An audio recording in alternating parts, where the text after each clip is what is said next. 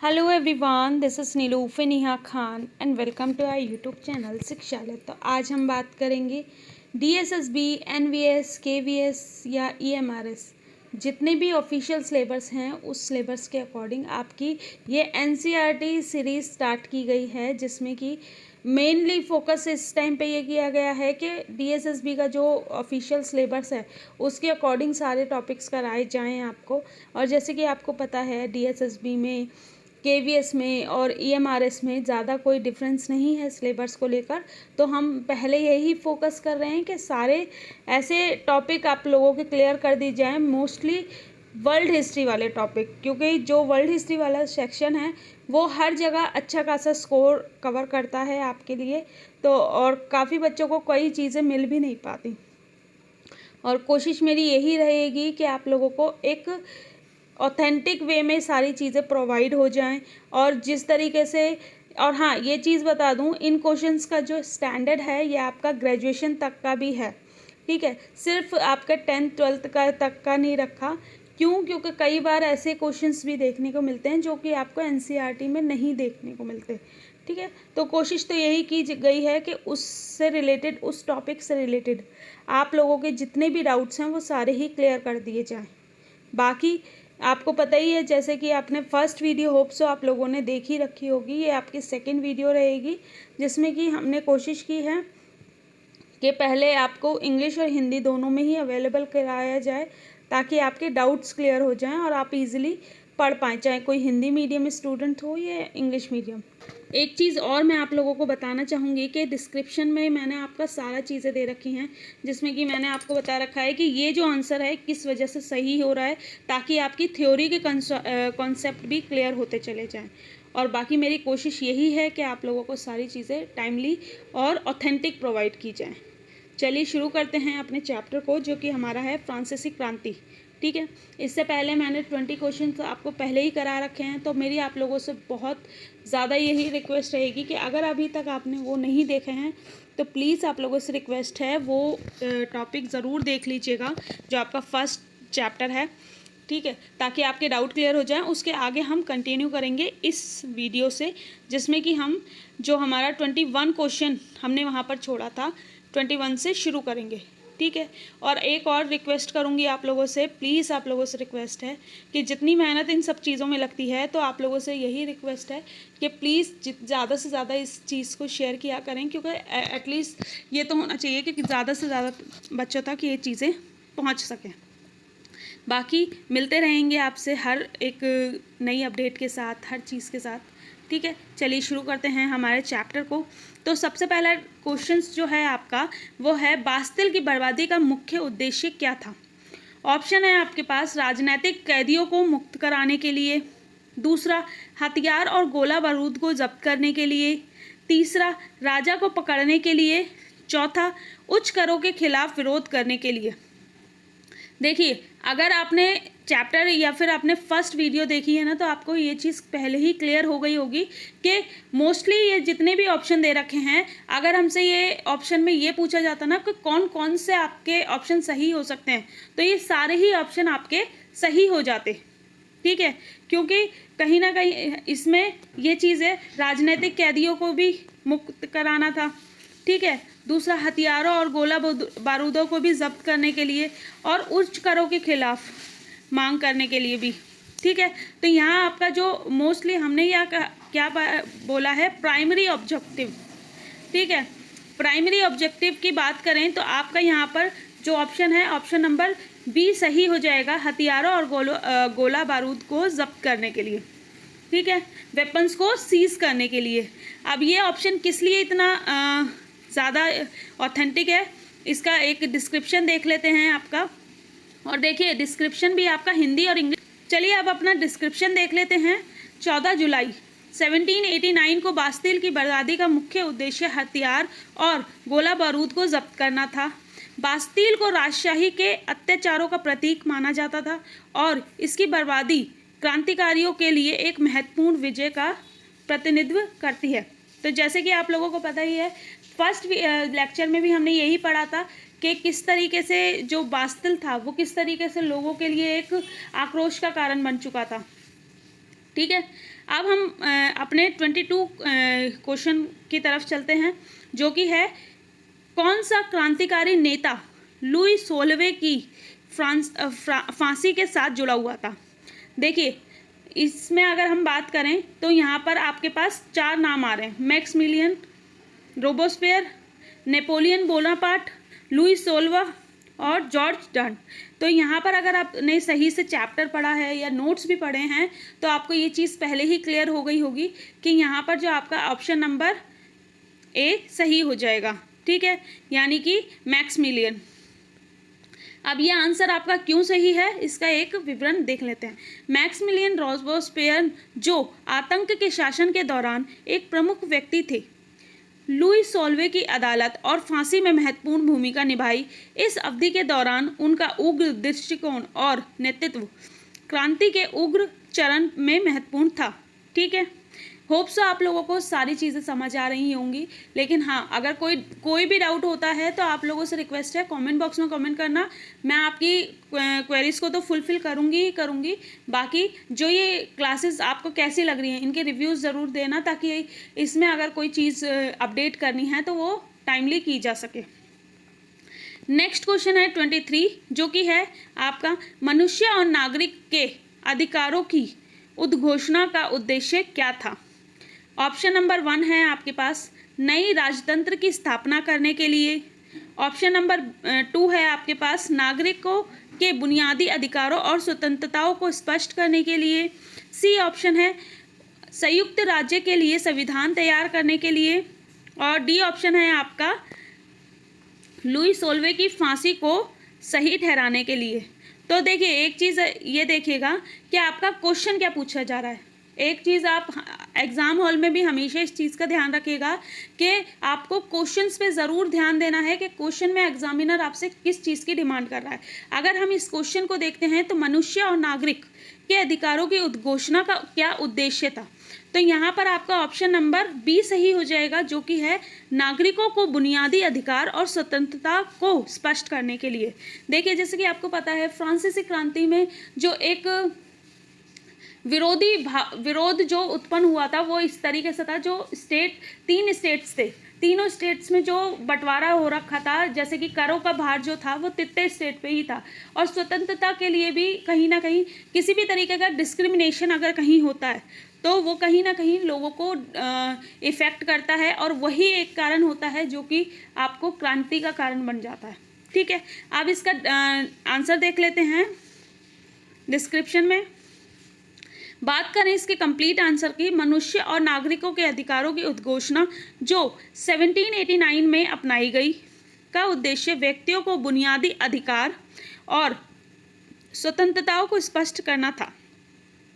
इसने स्वतंत्रता, समानता और देखिए भ्रातृत्व कह लीजिए या बंधुत्वता भी कह सकते हो आप इसे, ठीक है, जैसे सिद्धांतों पर जोर दिया और आधुनिक मानव अधिकारों का एक आधारभूत दस्तावेज बना दिया। अब आपको यहाँ पर पॉलिटी से भी रिलेट कर सकते हो, जैसे कि आपका पॉलिटी में जो आपका प्रस्तावना होता है, प्रस्तावना में जो आपका वो रहता है उसमें आपका यहाँ पर समानता, स्वतंत्रता, बंधुत्वता ये भी पूछा जाता है कि ये किसके संविधान से या कहाँ से लिया गया है। तो आपको पता ही अब चल गया होगा कि फ्रांसीसी क्रांति के से इसे लिया गया था। ठीक है, ग्रोडिन कौन थे? ऑप्शन है आपके पास एक उग्र क्रांतिकारी गुट, एक उदारवादी क्रांतिकारी गुट, दूसरी ऑप्शन शासन करने वाली राजशाही और सैन्य नेता। तो यहाँ पर अगर आप देखेंगे तो ऑप्शन नंबर सी सही हो बी सही हो जाएगा, जो कि है एक उदारवादी क्रांतिकारी गुट। ठीक है, अब ये एक गुट देखिए, ग्रोडिन एक उदारवादी क्रांतिकारी गुट था जो फ्रांसीसी क्रांति के दौरान सक्रिय था। वह संवैधानिक राजतंत्र के पक्षधर थे जो जैकोबियंस के उग्र कार्यवाही का विरोध करते थे। अब आपको ये भी क्लियर हो गया कि जैकोबियंस जो थे वो उग्र कार्रवाई पर विश्वास रखते थे, और ग्रोडिन जो थे वो आपके उदारवादी कार्रवाई या कह लीजिए क्रांतिकारी पर विश्वास करते थे। ये चीज़ें क्लियर हो गई। अब देखिए, जितना भी डिस्क्रिप्शन में आपको एक्सप्लेन कर रही हूँ ना, वो ध्यान से सुनिएगा ताकि आपके और भी आंसर सही हो सकें। 25 है आपका, नेपोलियन कोड का महत्व क्या था। अच्छा, एक चीज़ और पूछना चाह रही हूँ कि वॉल्यूम ठीक है या नहीं है। अगर आपको लग रहा है कि वॉल्यूम ज़्यादा कम लग रही है तो प्लीज़ कमेंट बॉक्स में कमेंट करना। नेक्स्ट वीडियो में मैं कोशिश करूँगी कि आपका माइक दूसरा यूज़ करने की, ठीक है, क्योंकि अभी आज के जो लेक्चर मैं रिकॉर्ड कर रही हूँ इसमें मैंने दूसरा माइक यूज़ किया है, तो हो सकता है कि आपको वॉल्यूम ठीक है तो हम इसी से कंटिन्यू करेंगे, क्योंकि इसमें थोड़ा सा साउंड अच्छा आता है, ठीक है, लेकिन इसमें वॉल्यूम थोड़ी सी कम हो जाती है। तो अगर वॉल्यूम से कोई इश्यू नहीं है तो आप लोगों से रिक्वेस्ट है बताना ज़रूर कमेंट बॉक्स में, ताकि नेक्स्ट वीडियो में जो अब हम आप लोगों के लिए लेक्चर रिकॉर्ड करेंगे उसमें आप लोगों को सारी चीज़ें ठीक से मिल जाएं, ठीक है। तो नेपोलियन कोड क्या था, का क्या महत्व था, ठीक है। इसने एक नई सरकारी व्यवस्था की स्थापना की। बी ऑप्शन है, इसने पूरे फ्रांस में कानूनी प्रणाली को मानकीकृत किया। सी ऑप्शन है, इसने समानतावादी विशेषाधिकारों को बढ़ावा दिया। और डी ऑप्शन है, फ्रांसीसी क्रांति का अंत किया। तो यहाँ पर अगर हम बात करेंगे तो ऑप्शन नंबर बी आपका सही हो जाएगा। इसने पूरे फ्रांस में कानूनी प्रणाली को मानकीकृत किया। अब देख लेते हैं अपना डिटेल एक्सप्लेनेशन। नेपोलियन कोड, ठीक है, नेपोलियन कोड जो था आपका वो कब आया, आपका 1804 में स्थापित किया गया। कानूनों का एक व्यापक सेट था जिसने पूरे फ्रांस में कानूनी प्रणालियों को मानकीकृत किया। इसने समानतावादी विशेषाधिकारों को समाप्त किया और कई अन्य देशों के कानूनी सिस्टम के लिए एक मॉडल के रूप में कार्य किया। तो जो नेपोलियन कोड था वो कब स्थापित हुआ, पहली बात तो 1804 में। और इसने क्या स्थापित किया, तो कानूनी प्रणाली को मानकीकृत किया, ठीक है। और कई जो देश थे उन्हें सिस्टमैटिक वे में एक मॉडल प्रदान किया कि किस तरीके से आपको कार्य करना चाहिए, ठीक है। नेक्स्ट क्वेश्चन है आपका, थर्मोडोरियन प्रतिक्रिया क्या थी। ऑप्शन है आपके पास, नेपोलियन के उभार के बाद का राजनीतिक स्थिरता का दौर। दूसरा ऑप्शन है, रोबोस्पियर का पतन और आतंक के शासन का अंत। तीसरा ऑप्शन है आपका, डायरेक्टरी का उभार, या कह लीजिए जो डायरेक्टरी थी उसका जो राइज मतलब जो उभरी थी वो, ठीक है। डी ऑप्शन है आपका, वर्साई संधि पर हस्ताक्षर। तो यहाँ पर अगर आपने सही से चीज़ें पढ़ी हैं तो ये मैं बता दूं, ये जो ऑप्शन हो जाएगा ऑप्शन नंबर बी आपका सही हो जाएगा, जो कि है रोबोस्पियर का पतन और आतंक के शासन का अंत, ठीक है। अब डिटेल एक्सप्लेनेशन देख लेते हैं आपका। थर्मोडोरियन प्रतिक्रिया जो जुलाई 1794 में हुई थी, आतंक के शासन के अंत को चिन्हित करती है। इसके परिणाम स्वरूप रोबोस्पियर का पतन हुआ और उग्र नीतियों का अंत हुआ, जिससे फ्रांसीसी क्रांति में एक माध्यम व्यवस्था की शुरुआत हुई। अब बात करेंगे नेक्स्ट क्वेश्चन की, जो कि है हमारा, जैकोबिन्स कौन थे। नेक्स्ट क्वेश्चन जो आपका है, तो यहाँ पर अगर आपने 24 या 23 क्वेश्चन था हमारा, जिसमें है कि हमने पढ़ा था, नहीं 22 या 23 क्वेश्चन था जिसमें कि जैकोबिन्स के बारे में भी पढ़ा था। अगर आप सही से वीडियो भी देख रहे हो ना तो आपके कहीं ना कहीं आंसर्स पहले ही क्लियर होते जा रहे होंगे। तो कौन थे, ऑप्शन है, एक कुलीन वर्ग का समूह, एक उग्र क्रांतिकारी गुट, एक सैन्य जो क्रांति का समर्थन करते थे। डी ऑप्शन है आपका, शासन करने वाली राजशाही। तो यहाँ पर अगर आपने सही से चीज़ें पहले वाली सुनी है तो यहाँ पर आपका आंसर पहले ही क्लियर हो गया होगा, ये एक उग्र क्रांतिकारी गुट थे। अब इसका डिटेल एक्सप्लेनेशन देख लेते हैं ताकि आपके डाउट्स क्लियर हो जाएं। तो देखिए, जैकोबिन्स एक उग्र क्रांतिकारी गुट था जो फ्रांसीसी क्रांति के दौरान सक्रिय था, जिसे अपने चरम उपायों और रोबोस्पियर के नेतृत्व के लिए जाना जाता था। अब यहाँ पर आप ये भी क्वेश्चन एक तरीके से पूछा सकता है ना कि जैकोबिन्स क्लब जो था, ठीक है, या गुट जो था, वो उसका महत्वपूर्ण नेता या फिर कह लीजिए उसका नेतृत्व करने वाला नेता कौन था, तो वो आपका था रोबोस्पियर, ठीक है, या ये भी कह सकते हैं महत्वपूर्ण भूमिका किसने निभाई, तो रोबोस्फेयर ने निभाई। ठीक है, इसके बाद अगर बात करें, उन्होंने आतंक के शासन और अधिक उग्र सुधारों के लिए महत्वपूर्ण भूमिका निभाई थी। नेक्स्ट क्वेश्चन है आपका, फ्रांसीसी क्रांति के दौरान नेशनल असेंबली की भूमिका क्या थी? ऑप्शन है आपके पास, एक नया संविधान तैयार करना और लागू करने के लिए, सैन्य संचालन की निगरानी करने के लिए, मौजूदा कानूनों को लागू करने के लिए, विभिन्न क्रांतिकारी धड़ों के बीच मध्यस्थता करने के लिए। तो यहाँ पर अगर आपने सही से चीज़ें पढ़ी हैं, चैप्टर भी अगर ढंग से पढ़ा है, तो यहाँ पर आपका ऑप्शन नंबर ए सही हो जाएगा। नया कानून, नया संविधान और कानून को लागू करने के लिए। ठीक है, अब इसका डिटेल एक्सप्लेनेशन देख लेते हैं ताकि और भी डाउट्स आपके क्लियर हो जाएं। अगर बात करें हम आपके नेशनल असेंबली फ्रांस के नए संविधान को तैयार करने और लागू करने में महत्वपूर्ण भूमिका निभाई, जिसका उद्देश्य संवैधानिक राजतंत्र की स्थापना और जनता की इच्छाओं का प्रतिनिधित्व करना था। इसने फ्रांसीसी क्रांति के प्राथमिक चरणों में एक प्रमुख भूमिका निभाई थी। ठीक है, अब बात करें आपके नेक्स्ट क्वेश्चन के बारे में, तो नेक्स्ट है, फ्रांसीसी क्रांति की शुरुआत की पहचान किस घटना से होती है? तो यहाँ पर अभी तक जितने भी आपने फर्स्ट क्लास हो, सेकंड क्लास हो, जितने भी अभी अब तक आपने देखे हैं, तो यहाँ पर होप सो आप लोगों के आंसर्स आ गए होंगे। पहला ऑप्शन है वर्साई की संधि पर हस्ताक्षर, दूसरा ऑप्शन है बास्तील की बर्बादी, तीसरा ऑप्शन है लुई सोल्वे की फांसी, चौथा ऑप्शन है डायरेक्टरी की स्थापना। तो यहाँ पर आपको पता ही होगा कि किस घटना से शुरुआत मानी जाती है, तो बास्तिल का पतन या फिर कह लीजिए बास्तिल की बर्बादी जो थी वह आपका पहला सिंबल था।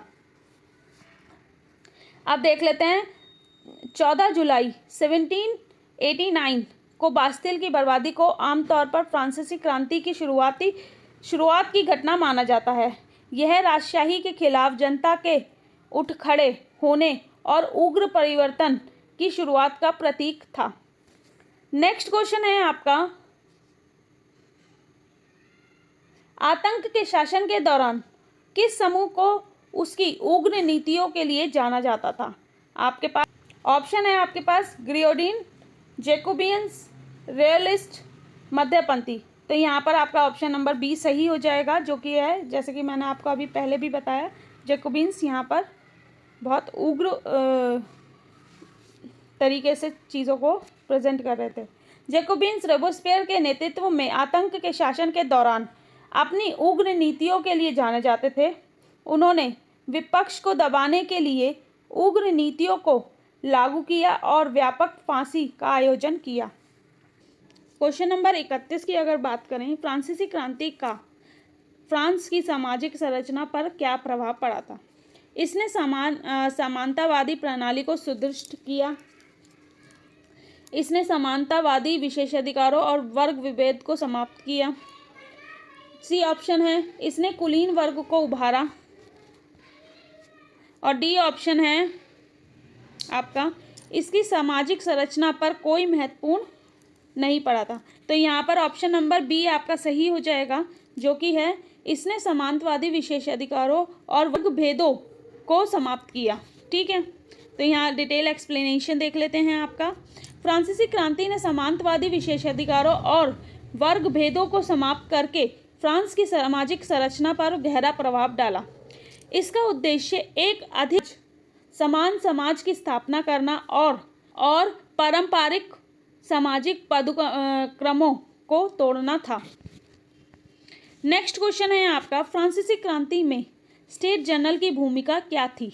ऑप्शन है आपके पास नए कानूनों और विनियम तैयार करने के लिए, सभी सामाजिक वर्गों के लिए एक प्रतिनिधि सभा के रूप में कार्य करने के लिए, सी ऑप्शन है सैन्य संचालन की निगरानी करने के लिए, और डी ऑप्शन है राजकीय आदेशों को लागू करने के लिए। तो आपका आंसर जो सही हो जाएगा वो बी हो जाएगा, यानी कि सभी सामाजिक वर्गों के लिए एक प्रतिनिधि सभा के रूप में कार्य करने के लिए। अब डिटेल आंसर देख लेते हैं हम। स्टेट जनरल को फ्रांसीसी समाज के 3 वर्गों जैसे कि पादरी, कुलीन वर्ग और सामान्य लोग या कह लीजिए आम जनता, ठीक है, का प्रतिनिधित्व करने के लिए बुलाया गया था। ठीक है, यह क्रांति के प्रारंभिक चरणों में महत्वपूर्ण भूमिका निभाई, जिसने सामान्य लोगों की समस्याओं को उजागर किया और नेशनल असेंबली की स्थापना की। नेक्स्ट क्वेश्चन है आपका, फ्रांसीसी क्रांति के किस चरण को डायरेक्टरी की स्थापना से चिन्हित किया जाता है?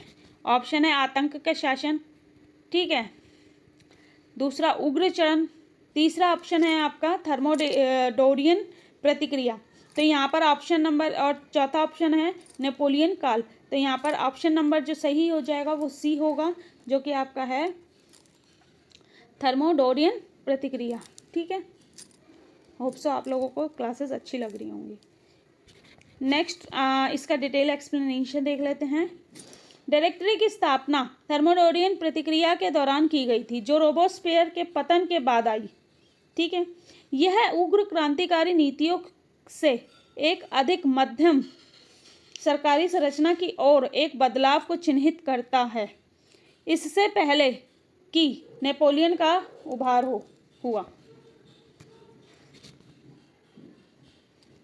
नेक्स्ट क्वेश्चन है आपका 34, जिसमें कि हम बात करेंगे आपका फ्रांसीसी क्रांति के दौरान कौन सा फ्रांसीसी राजा फांसी पर चढ़ा? तो यहाँ पर अगर आप देखेंगे तो ऑप्शन नंबर ए है लुई 15वां, लुई 16वां, लुई 17वां, राजा चार्ल्स दास। तो यहाँ पर तो सबको ही क्लियर होगा, बी ऑप्शन आपका हो जाएगा लुई 16वां। लुई 16वें को जनवरी 1793 में गिलोटिन में से फांसी दी गई थी, और ये याद रखिएगा कि उसकी वाइफ को भी उसके साथ फांसी दी थी। उनकी फांसी फ्रांसीसी क्रांति में महत्वपूर्ण क्षण था, जो राजशाही के अंत और क्रांतिकारी फ्रांस के उभार का प्रतीक था। अब बात करें क्वेश्चन नंबर 35 की, तो देखिए मैंने आपको जैसे कि बताया ही है कि आपके 50 क्वेश्चंस मैं आपके कराऊंगी एक टॉपिक में से। कोशिश यही करूंगी कि एटलीस्ट 50 क्वेश्चंस तो हों, और उनका जो लेवल रखूंगी वो ग्रेजुएशन तक का। अब आपको 2 लेक्चर आपने देख लिए, तो 2 लेक्चर देखने के बाद आपको ये तो क्लियर हो गया होगा कि हमारा जो क्वेश्चंस का स्टैंडर्ड है या फिर ये जो क्लासेस हैं वो किस तरीके से चल रही हैं।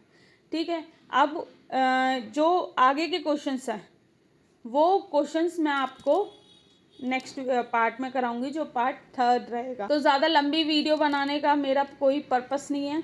मैं भी यही चाहती हूँ कि आप जिस तरीके से जिस फ्लो में पढ़ाई कर रहे हो वो फ्लो आपका कंटिन्यू रहे। बाकी नेक्स्ट पार्ट में हम इसके आगे वाले यानी कि 35 से कंटिन्यू करेंगे और कोशिश करेंगे कि आपके सारे डाउट क्लियर कर सकें। और हाँ, आप लोगों से रिक्वेस्ट है कि ज़रूर बताइएगा कि ये वीडियोज़, ये लेक्चर्स आप लोगों को कैसे लग रहे हैं। ठीक है, चलिए मिलते हैं आपसे नेक्स्ट वीडियो में। Thank you for watching. और हाँ, आवाज़ का ज़रूर बताना कि ये इतनी वॉल्यूम आप लोगों के लिए ठीक है या नहीं। अगर लगेगा तो फिर हम दूसरा माइक यूज़ करेंगे। Thank you for watching.